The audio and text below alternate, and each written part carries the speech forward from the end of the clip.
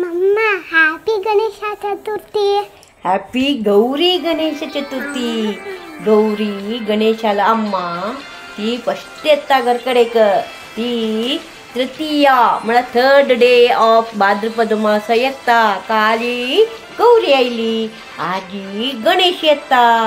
गणेश येता, गणेशाक पोटा बुदत नवे, ताका तुमी खाण आनी कोण दिवका नवे. स्पेशल काल मक्को तसं कसं सांग?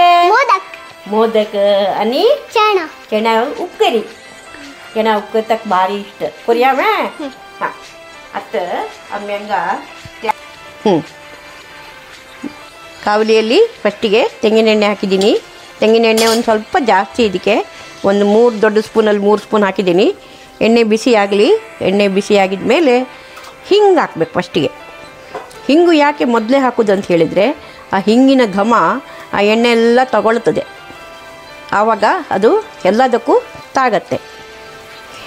ಹಿಂಗು ಫ್ರೈ ಮಾಡಿದಾಗೂ ಆಗತ್ತೆ. ಹಿಂಗೆ ಹಾಕಿದ ಮೇಲೆ ನಾವು ಸಾಸಿವೆ ಹಾಕೋಣ.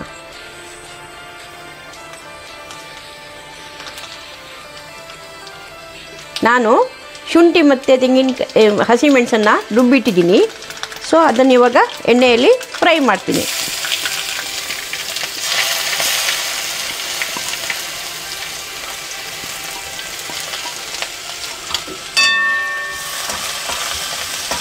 ಅದು ಚೆನ್ನಾಗಿ ಹಸಿ ವಾಸನೆ ಎಲ್ಲ ಹೋಗಬೇಕು. ಶುಂಠಿದ್ದು ಹಸಿಮೆಣಸಿದ್ದು ಎಲ್ಲ ಹಸಿ ವಾಸನೆ ಹೋಗಲಿ. ಒಂದು ಸ್ವಲ್ಪ ಕರಿಬೇವು ಎಲ್ಲ ಆದಮೇಲೆ ಸ್ವಲ್ಪ ಉದ್ದಿನಬೇಳೆ, ಇಷ್ಟು ಒಗ್ಗರಣೆಗೆ. ನಾನು ಕಡಲೆಕಾಳನ್ನು ನಿನ್ನೆ ರಾತ್ರಿ ನೆನೆಸಿಟ್ಟಿದ್ದೆ.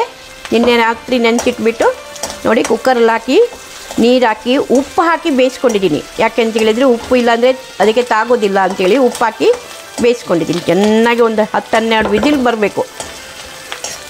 ಸ್ವಲ್ಪ ಕಡಲೆಕಾಳು ಸ್ವಲ್ಪ ಬೇಯೋದು ಸ್ವಲ್ಪ ಸ್ಲೋ. ಇವಾಗ ಬೆಂದ ಕೆಂಪು ಕಡಲೆನ ಇದಕ್ಕೆ ಹಾಕ್ಕೊಳ್ಳೋಣ.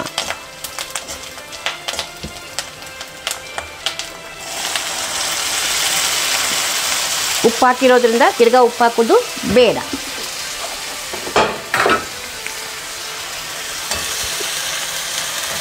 ಇದು ಸ್ವಲ್ಪ ಹೊತ್ತು ಮುಚ್ಚಳ ಮುಚ್ಚಿ ಇಟ್ಕೊಂಡ್ರೆ ಇದರ ಕೆಲಸ ಆಗೋಯ್ತು. ಆಮೇಲೆ ಕೆಳಗಿಡುವಾಗ ಒಂದು ಸ್ವಲ್ಪ ತೆಂಗಿನಕಾಯಿ ತುರಿ ಹಾಕಿದರೆ ಇದು ರೆಡಿ ಫಾರ್ ಗಣೇಶ.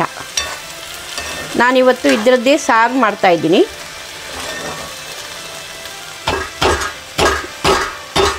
ಸಾರು ಮತ್ತು ಪಲ್ಯ ಎರಡೂ ಆದಾಗೆ ಆಯಿತು.